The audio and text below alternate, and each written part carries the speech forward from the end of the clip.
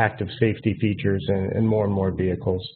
But still, we were the first, and of course, Toyota's commitment is to customers' safety. So you should always be talking about the safety features of your Toyota, and SafetySense is the latest and greatest version of that.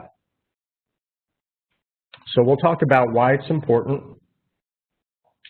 the different packages, because there are a couple different packages depending on vehicle, the resources for you and for customers, and we'll go into a little more detail on how the technology works and how to utilize it in the vehicle.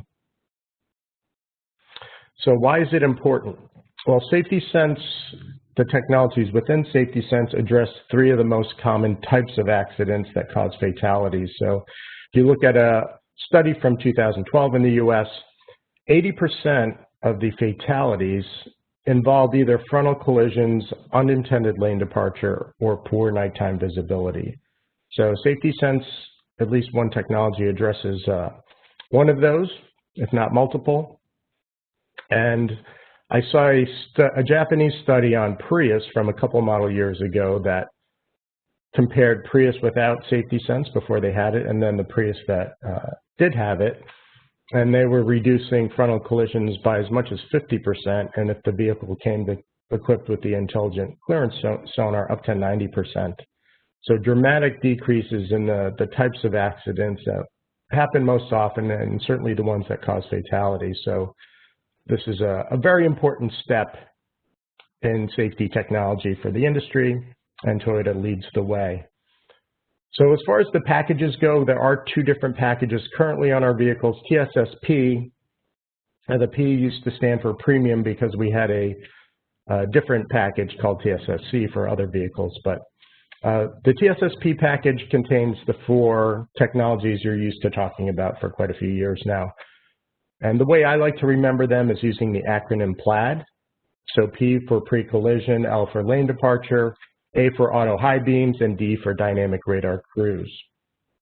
And then a couple model years ago, starting with the, I believe it was 19 Corolla hatch, we introduced the 2.0 version of TSS, and that added 2 additional safety technologies: lane tracing assist, which is the centering function, and road sign assist, which helps you be alerted to what the local road signs are.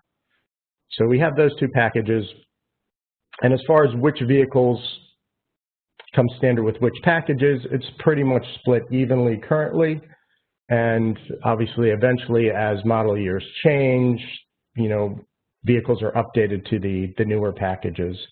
But currently, if you look at our lineup, the TSS-P vehicles include Prius, CHR, Avalon, the frame-based vehicles, Tundra, Tacoma, 4Runner, Sequoia, and also Land Cruiser. And then everything else that we've kind of redesigned on the new TNGA platforms recently, such as Corolla, RAV, Highlander, all-new Venza, the upcoming Sienna, and Camry are equipped with 2.0. Now, if you were with us on our 21 Camry preview, which we did a few weeks ago, we talked about an even newer version of TSS called 2.5 Plus. So I'll touch on that briefly again later. Now, there are a couple vehicles in the lineup. They're low-volume vehicles that don't have Toyota SafetySense per se, but the Supra and the Yaris do have versions of these active safety systems. They're just not TSS branded and don't have all the same exact technologies. And then the 86 actually doesn't have these technologies at all. So those are the exceptions, but for the most part, virtually everything that you'll deliver as a new Toyota will have either TSS-P or TSS 2.0. And where do you find information about Toyota SafetySense, either for your own reference or for customers? Well, like anything at Toyota, multiple different areas where you could find it. Starting with Toyota.com, there's a very nice customer-facing section that's basically designated for the SafetySense feature. So nice animations. They have direct links to the YouTube videos, some of which I'll show you. So, it's a good place to direct customers, and certainly while they're shopping, they can get a good idea of what SafetySense is.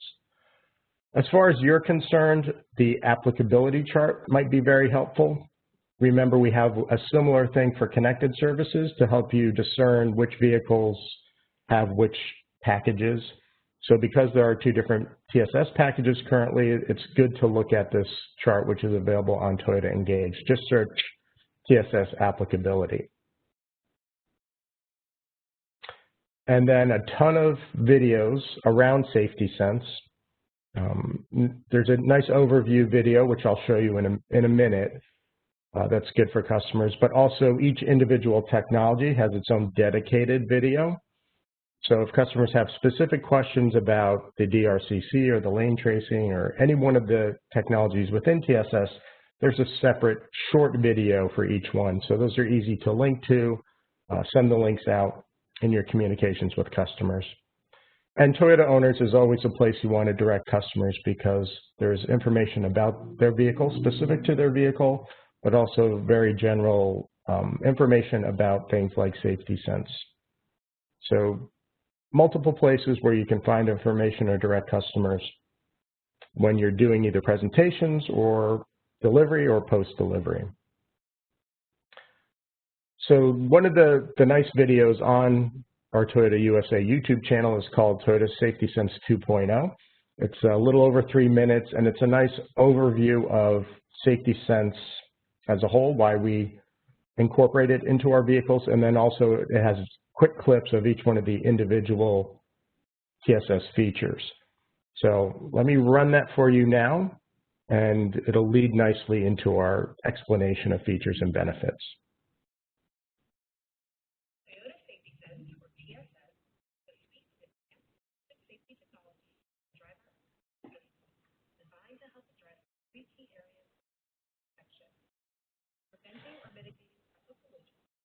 Keeping drivers within their lanes and enhancing road safety during nighttime driving. TSS 2.0 builds on the previous TSS-C and TSS-P, and it consists of 6 active safety and driver assistance systems. TSS 2.0, the pre-collision system, or PCS, uses an integrated forward-facing camera and grill-mounted radar system designed to help mitigate or avoid a frontal collision. TSS 2.0 enhances the pre-collision system with the addition of low-light detection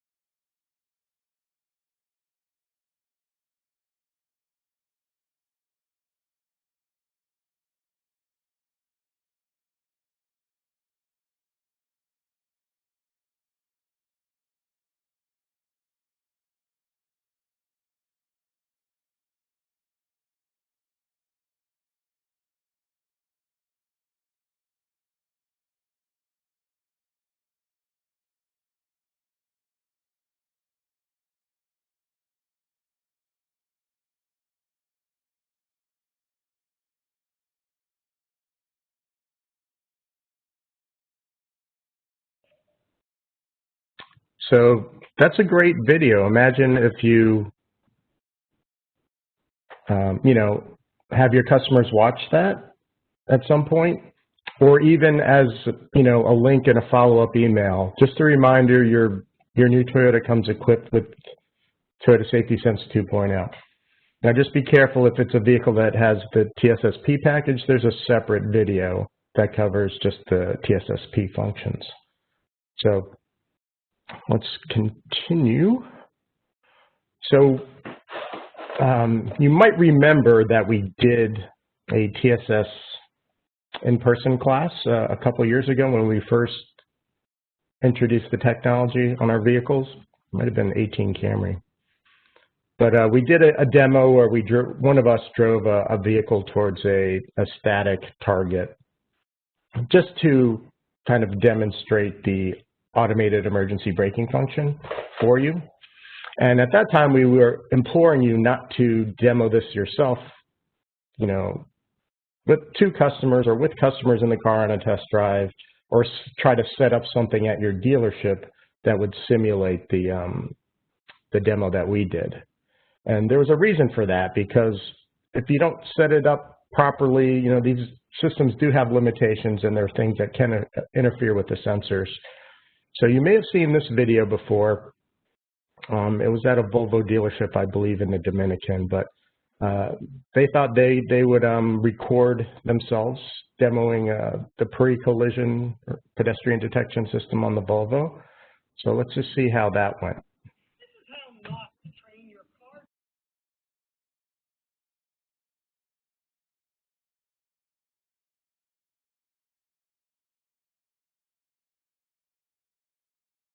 It's okay, no one was badly hurt, but like I said, you can't always control how these things work in real life. And while they're designed to work under most circumstances, they do have limitations. So just a reminder, you'll be all excited about Toyota Safety Sense when you're finished with this class. We still don't want you to do in-person live demos with real vehicles and real people. It's not exactly safe. So let's quickly go through the features of Safety Sense to make sure you're clear on how they work, when they work, and maybe how you control them so that you could explain these things during a delivery. So the first one is pre-collision with pedestrian detection. It uses both the camera and the millimeter wave radar to detect vehicles and pedestrians in front of the car, and it will give you initially some audible beeping as an alert, and a visual brake signal on the MID or the heads-up display as a warning. So well before you would actually impact something, it gives you a warning so that you can take evasive action or apply the brakes yourself. If you don't take any action as the driver by either applying brake or steering, the system will at some point, right prior to a potential collision, activate the automated emergency braking to give you dramatic speed reduction to hopefully either help you avoid the collision or to reduce the severity of the impact. Now, depending on the package, TSS-P or TSS 2.0, there are different speeds that the vehicle operates at and different speed reduction and different conditions. So it's a little bit confusing, but hopefully this table will help clear it up. So vehicle detection, so the car is detecting a vehicle in front of it. The alerts will activate between 7 miles an hour and top speed 110. So keep in mind, below 7 miles an hour, you won't get any sort of alerts or automated braking. So, you know, because those very low speed crashes aren't as impactful on safety, this operates at a little bit above the typical, you know, parking lot speed. So speed reduction on a TSS-P vehicle can be as much as 25, and this is an approximate miles per hour. So when it slams on the brakes automatically, it should reduce the vehicle speed by approximately 25 miles an hour. And for TSS 2.0, that has been enhanced to be a more dramatic speed reduction of up to 32, and that will also vary slightly by vehicle, but those are the general guidelines. For pedestrian detection, it's similar as far as the activation speeds. It's 7 on the low end, but it's 50 on the higher end. And a 19 miles per hour speed reduction for TSS-P and 25 for TSS 2.0. And then an important distinction is the TSS 2.0 vehicles also add low light pedestrian detection. So it's basically sort of a nighttime with the headlamps on, low light situation. Bicycle detection is a feature of TSS 2.0 only, and it is only during the day. Okay, so those are some of the differences between the two packages that are important distinctions. All right, so let me throw it over to my partner, and he will continue with the rest of the presentation. All right, thank you, Brian, and good morning, ladies and gentlemen. So, lane departure alert with steering assist. So this is going to use the same technology, the same components that the pre-collision system uses. So it's going to use that camera that is designed to detect other vehicles, objects, or pedestrians, and it will detect the lane markers, so either the white or yellow lines, depending on which side of the road. The thing it does is once you approach one of those lines, it's going to go ahead and give you an audible beep. And if the vehicle has steering assist, it will then nudge the steering wheel back toward the center of the lane. And this is going to operate at any speed over 32 miles an hour. So you will get audio and visual alerts. There'll be a visual alert on the MID, or if you have heads-up display on a vehicle, it will also give you that visual alert on the heads-up display. So it does apply a small corrective steering back to the center of the lane. It's not like lane trace assist, so this is not going to keep you centered in the lane. It's just going to kind of push you back toward the middle. If you don't really do much of a correction, it will go then to the opposite side of the lane and kind of turn back toward the middle and keep going back and forth, kind of a ping pong situation. So it's not meant for any kind of lane trace assist or autopilot. It's just going to try to keep you, if you kind of lose focus for a moment, from veering out of your lane.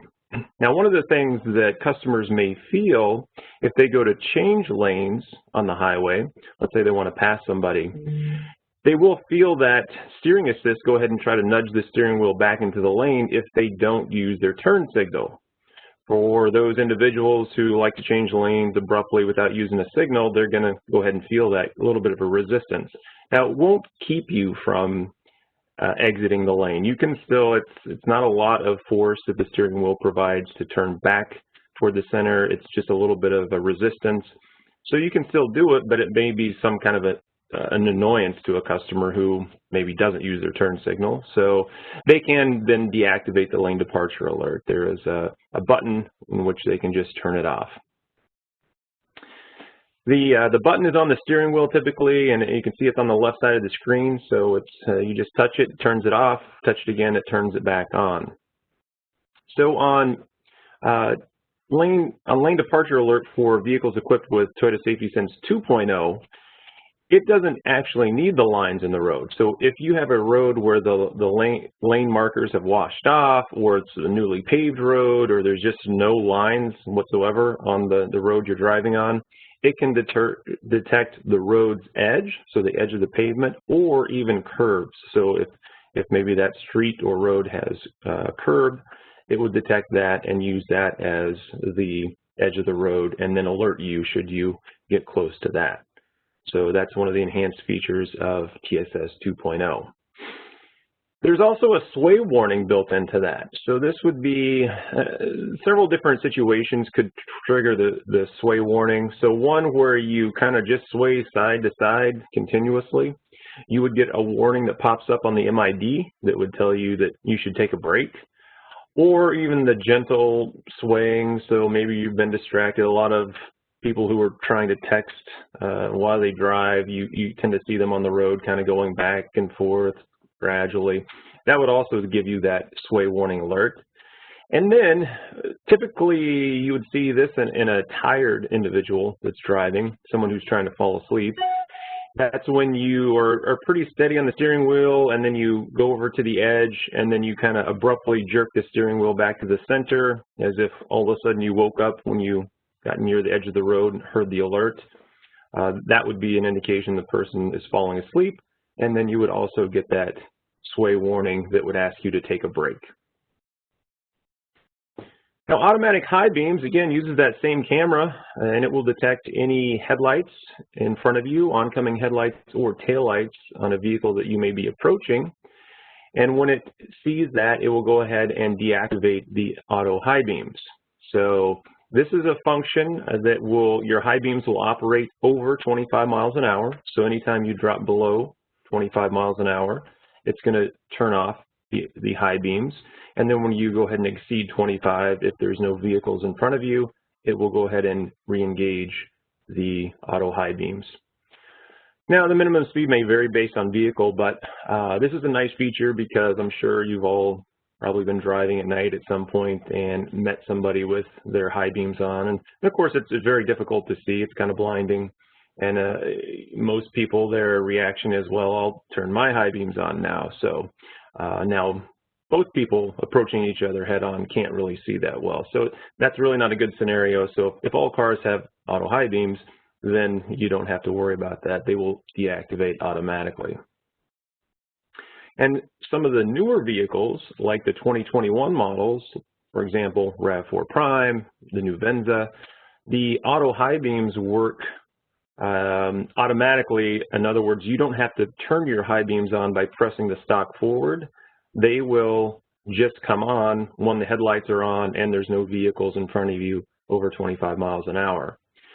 And if you don't like that, then you can just turn the auto high beam feature off. It's typically a button on the left side of the dash. It's got a picture of a headlight with an A in the middle, as you see there on the screen. And you can just turn auto high beam feature off completely. But again, for a lot of 2021 vehicles, there will be that feature where you don't have to engage the high beams. They're going to come on anytime it's safe or available above 25 miles an hour. So dynamic radar cruise control, this also uses that camera, but it also uses millimeter wave radar to see vehicles or obstacles in front of you. So when a customer sets the cruise control on our vehicles with dynamic radar cruise control, it's going to operate like cruise control always does. It's going to hold your speed steady at whatever your set speed is. However, when you start to approach a slower vehicle ahead of you, it will slow you down and then maintain a safe following distance. And this function will operate between 25 miles per hour and 110 miles an hour. So that's the range. Not that you need to set the cruise at 110, but that's the speed in which it will operate.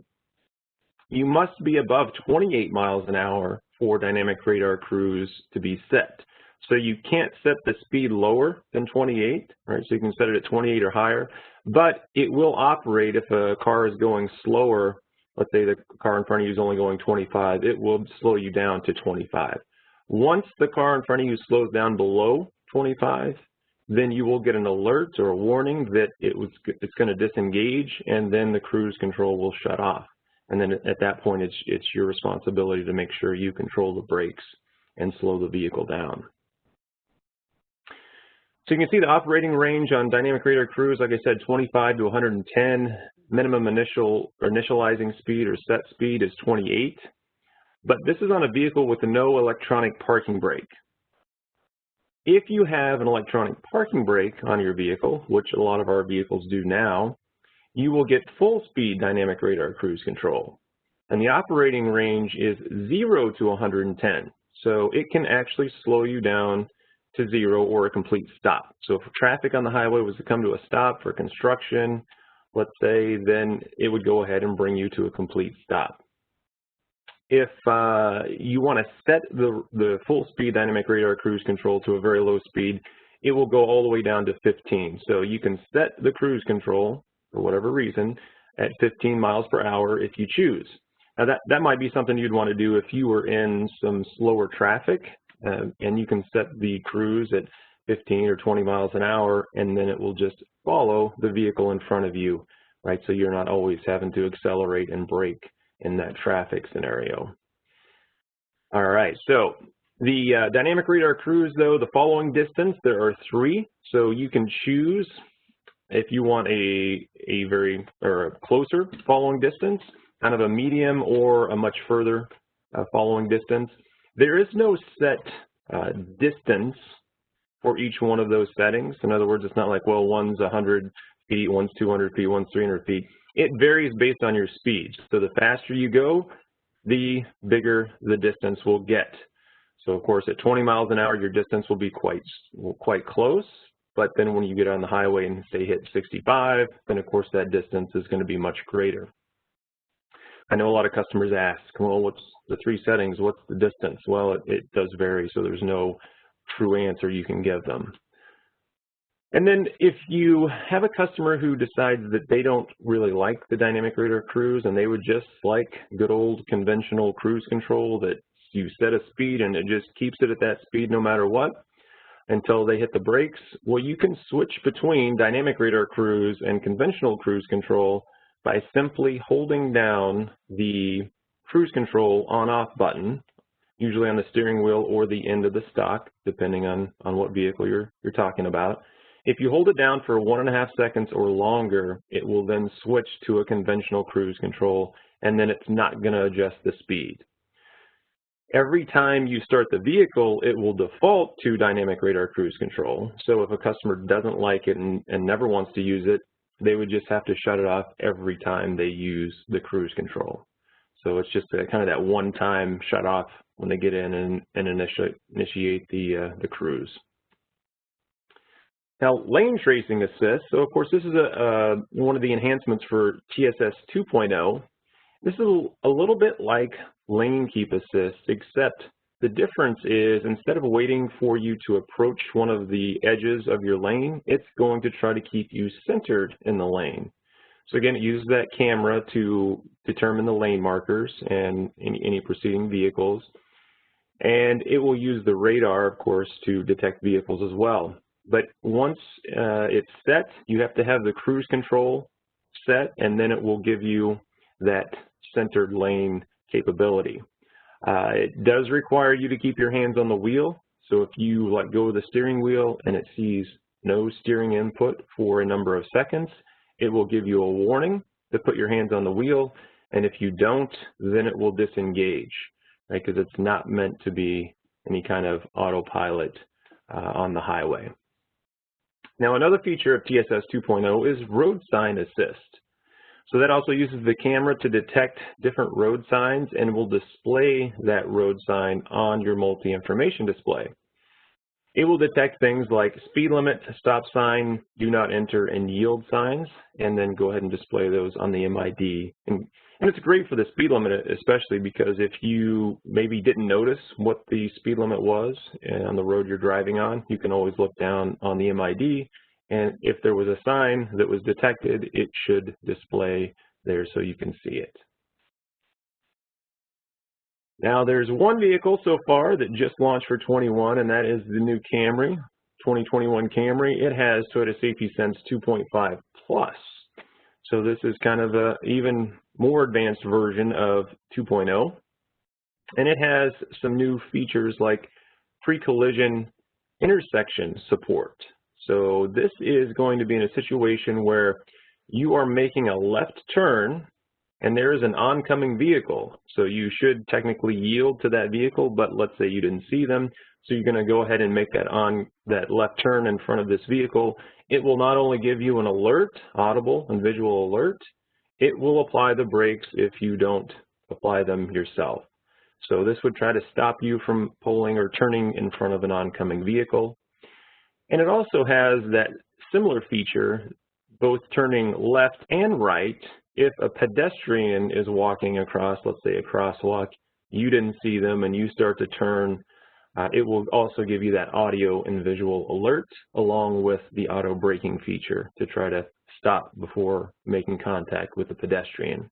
And it will also give you some emergency steering assist. And this is going to be to turn the steering wheel in the proper direction for whatever the scenario may be. So it's a little extra steering assist to go ahead and turn that steering wheel to avoid that potential collision. Now, with all this great safety technology, there are always limitations that you have to be aware of. Nothing is foolproof. There are certain scenarios that it may not operate. For example, when you look at pre-collision, there are some things to know in very bad weather, let's say extremely hard downpour or a very hard snowstorm. Let's say ice is building up on the front of your vehicle as you're driving on the highway. That could block the camera or the millimeter wave radar sensor, and then you will get an alert that it's going to deactivate. It's not available at this time because your sensors or camera is covered. And of course, for pre-collision, in terms of the speed reduction, it might be stated the vehicle has a 25 mile per hour speed reduction capability if it's going to impact another vehicle. Well, if the road is wet or snow covered, of course, it may not be 25, it could be less than that. So there's always limitations, and you'll see a lot of warnings in not only the owner's manual and some of the reference guides, stickers on the car. So just be aware that while this is great safety technology, you do have to be aware it can be impacted by certain different